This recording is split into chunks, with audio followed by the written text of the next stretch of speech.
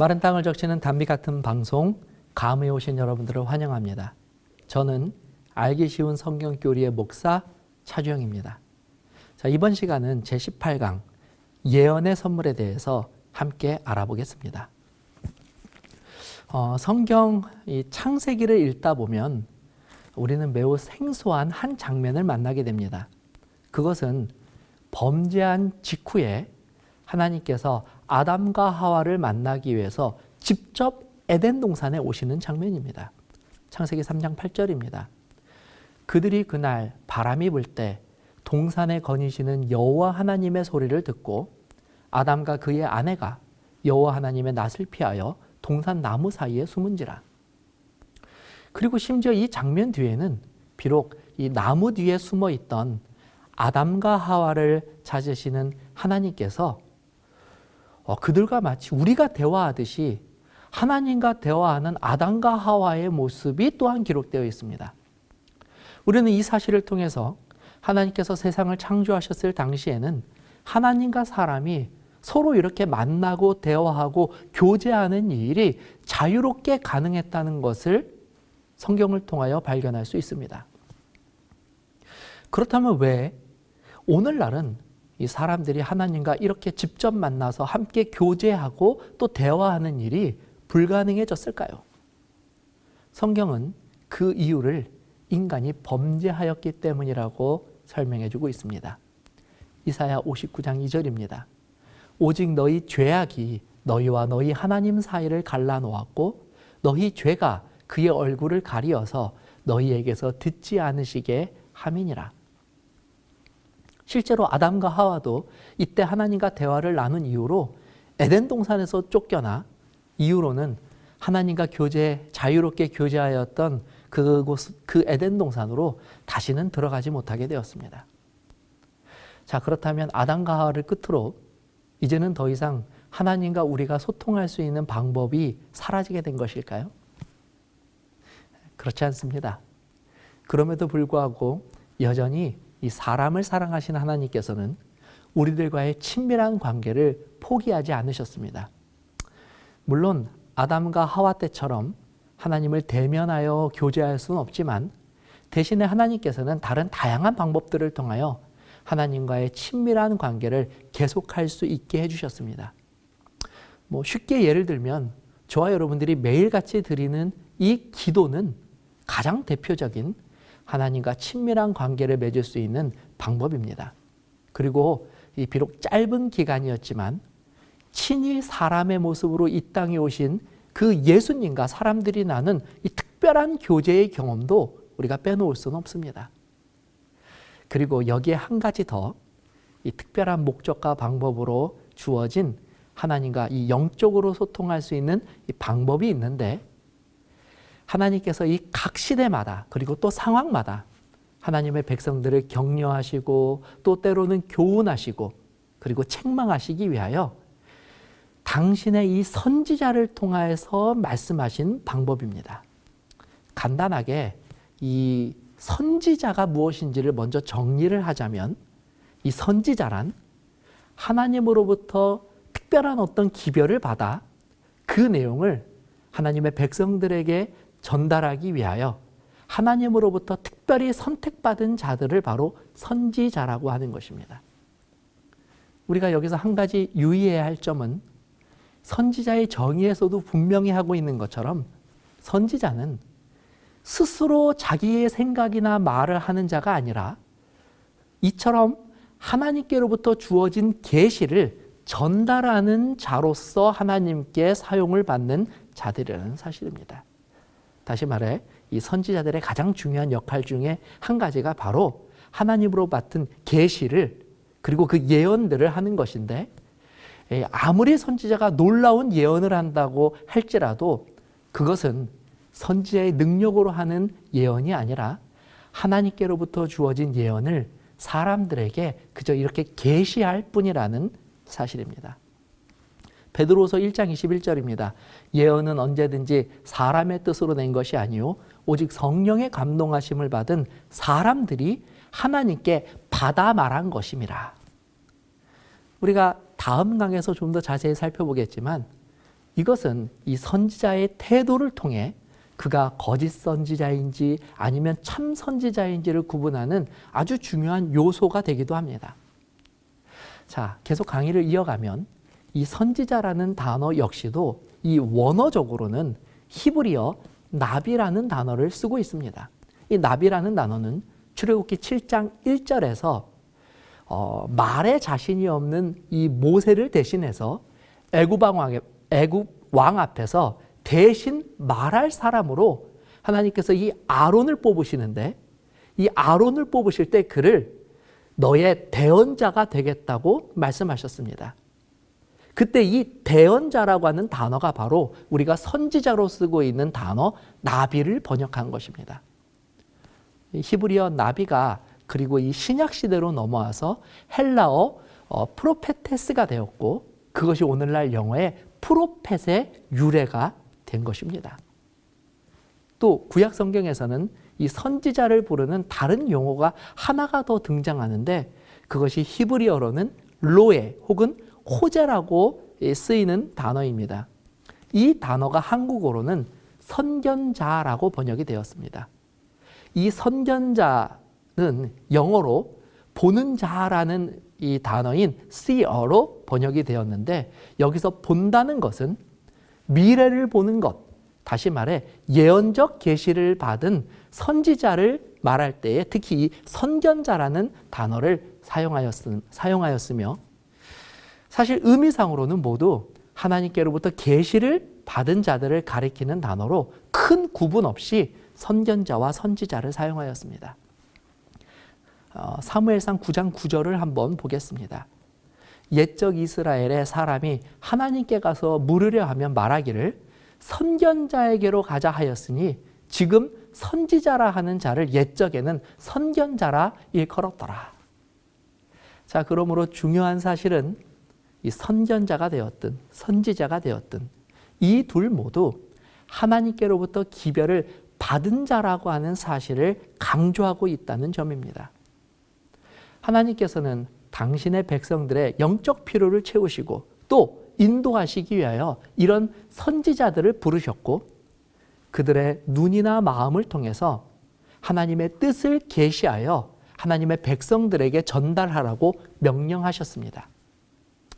자, 이와 같이 하나님께서는 각 시대를 통하여 끊임없이 당신의 뜻을 전달해 줄 선지자들을 부르셨고, 그 선지자들을 통하여 오늘날 우리는 이와 같이 분명하게 하나님의 뜻을 분별하고 깨닫고 또 앞으로 일어나게 될 일들에 대한 지식을 얻을 수 있게 된 것입니다. 아모스 3장 7절입니다.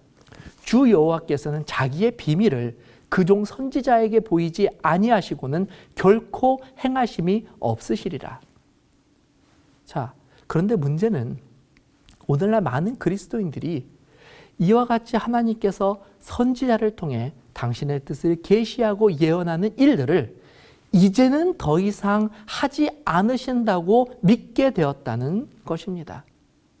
특히 이들 대부분은 이 사도시대의 종결과 특히 이 성경 66권의 완성으로 인해 더 이상 선지자의 필요성은 무의미하며, 따라서 예수님이 재림하실 때까지 선지자를 통해 시대에 적합한 기별을 계시하고 또 예언하는 일들은 다시는 일어나지 않을 것이라고 그렇게 믿고 또 주장합니다. 자, 그렇다면 과연 오늘날 사람들이 믿고 있는 것처럼 하나님께서는 더 이상 선지자를 통해 당신의 뜻을 계시하는 일을 정말 더 이상 하지 않으실까요? 사도시대가 마치고 무려 2000년이 넘는 시간 동안 그러면 하나님께서는 침묵하고 계신 것일까요? 먼저 우리는 신약 성경을 통해서 과연 우리가 많은 사람들이 믿고 있는 그것이 사실인지를 한번 살펴보도록 하겠습니다. 하나님께서는 사도시대 이후로 아무런 선지자를 택하지 않으셨는지, 그리고 정말 이후로는 어떤 예언이나 어떤 계시의 말씀도 주시지 않았는지를 바로 이 말씀을 통하여 그 진리를 살펴보는 것입니다. 먼저 이 선지자라는 호칭부터 한번 살펴보도록 하겠습니다. 일반적으로 선지자가 이 사도시대에 끝났다고 주장하는 사람들은 성경의 마지막 선지자로 침례 요한을 꼽습니다. 즉 침례 요한까지만 하나님께서는 당신의 계시를 사람들에게 나타내셨고, 선지자와 마찬가지로 예언하는 일을 하였던 선견자들도 더 이상 나타나지 않았다고 주장하는 것입니다. 그러나 성경은 전혀 다른 내용을 우리들에게 기록하고 또 증거하고 있습니다. 성경에 많은 내용이 있지만 그 중에서도 이 직접적인 기록들을 몇 가지만 살펴보면 다음과 같습니다. 사도행전 11장 27절, 28절에 보면 이 아가보라고 하는 인물이 등장합니다. 그는 이 기록에 따르면 온 천하를 다니면서 앞으로 큰 흉년이 있게 될 것이라고 하는 예언을 하면서 다닌 자였습니다.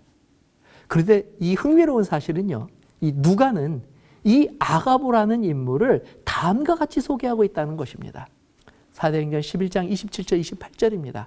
그때에 선지자들이 예루살렘에서 안디옥에 이르니 그 중에 아가보라고 하는 한 사람이 일어나 성령으로 말하되 천하에 큰 흉년이 들리라 하더니 글라우디오 때에 그렇게 되니라. 우리는 여기서 놀라운 단어를 발견하게 됩니다. 그것은 침례 요한 이후에도 분명 선지자라 불리는 자들이 존재하였다는 사실입니다. 더 놀라운 것은 여기에는 당시에 이런 선지자들이 한 사람이 아니 아가보 한 사람이 아니라 선지자들로서 즉 많이 존재하고 있었다고 하는 기록입니다. 게다가 아가보는 성령 하나님께로부터 예언을 받았고, 그리고 그 예언을 또 그 예언이 정확하게 성취가 되었다고 하는 사실까지도 누가는 기록하고 있습니다. 뿐만 아니라 이 아가보는 훗날 이 바울이 마지막 전도 여행을 마치고 예루살렘으로 갈 때에 또 그에게 바울에게 나타나서 만일 바울이 이 예루살렘으로 가게 되면 그가 체포되고 투옥될 것을 이 성령의 영감을 받은 다른 자들과 함께 바울에게 경고하는 장면이 나옵니다. 사도행전 21장 10절 11절입니다.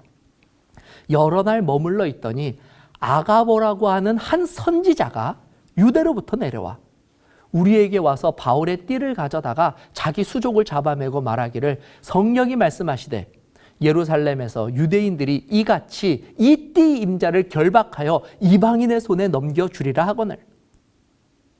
우리는 이 장면들을 통해 선지자가 여전히 활발하게 침례 요한 이후에도 존재하였고 또 활동하였음을 발견할 수 있습니다.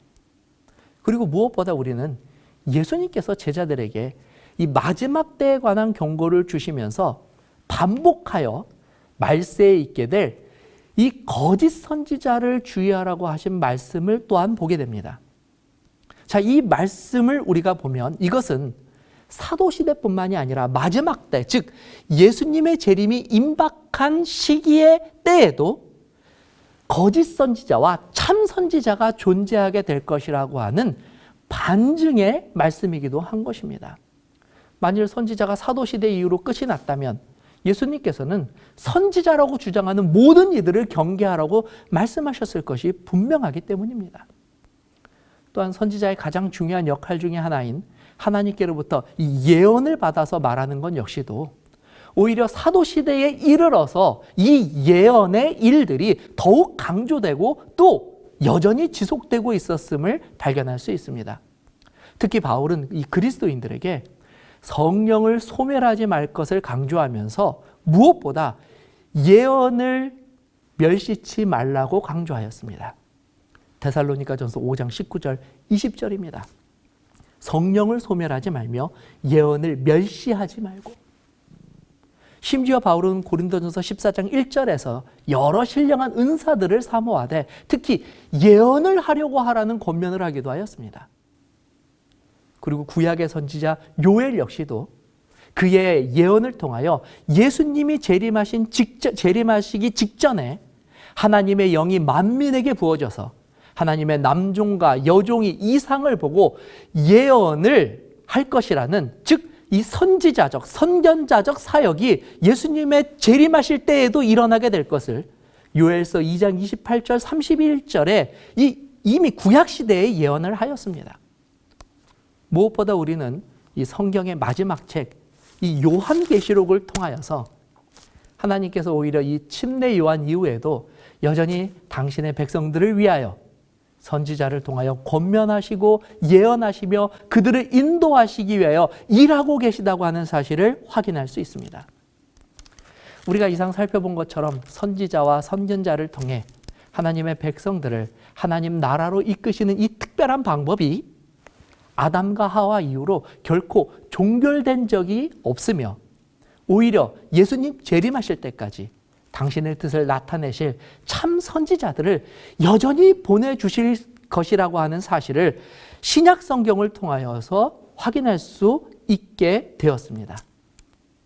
자, 이제 다음 시간에는 이 구체적으로 마지막 때에 남은 예언적 선물이 무엇인지에 대해서 우리가 함께 살펴보면서 함께 이 선지자와 선견자의 사역들을 계속해서 이야기하도록 하겠습니다. 감사합니다.